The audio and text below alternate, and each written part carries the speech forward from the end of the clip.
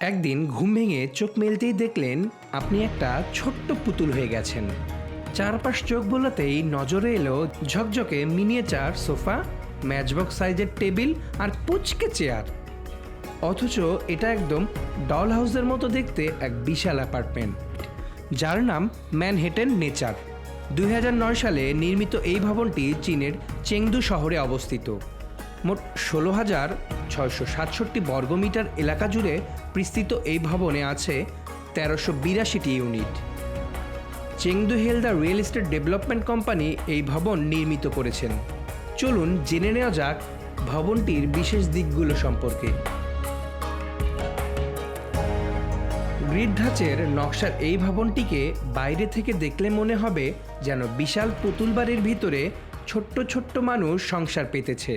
উন্মুক্ত নকশার কারণে এর ইউনিটগুলো আলো ও বাতাসে ভরপুর, যা বাসিন্দাদের জীবনকে আরও আরামদায়ক করে তোলে। বিশেষ করে করিডোরে হাঁটলে এই প্রভাব আরও বেশি টের পাওয়া যায়। ভবনে সবুজায়নের হার 30.5%, যা পরিবেশকে সুন্দর রাখে এবং উপভোগ্য করে তোলে।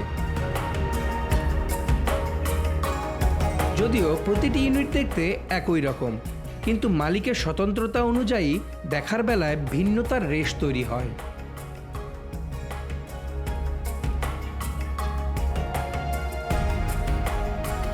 ডল হাউসের প্রতিটি ইউনিট যেন এক একটি ছোট্ট দুনিয়া। নিজের একটা স্বপ্নের বাড়ির ইচ্ছে এভাবেই এখানে জীবন্ত হয়ে ওঠে। ম্যানহেটেন নেচারে দীর্ঘমেয়াদে টেকসই ও জ্বালানি দক্ষতার উপর জোর দেওয়া হয়েছে। প্রাকৃতিক আলো এবং বাতাসের চলাচল বাড়ানোর ফলে বাইরের শক্তির উপর নির্ভরতা কমে যায়। এতে করে পরিচালনার ব্যয় কমে আসে এবং পরিবেশ সচেতন বাসিন্দাদের জন্য এটি আরও আকর্ষণীয় হয়ে ওঠে।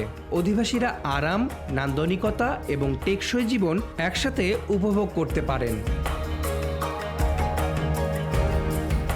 একের পর এক ইউনিটের আঁকিবুকি দেখলে মনে হয় কোনো ক্লাসিক্যাল উপন্যাসের পাতা থেকে যেন গল্পের চরিত্ররা জীবন্ত হয়ে উঠেছে।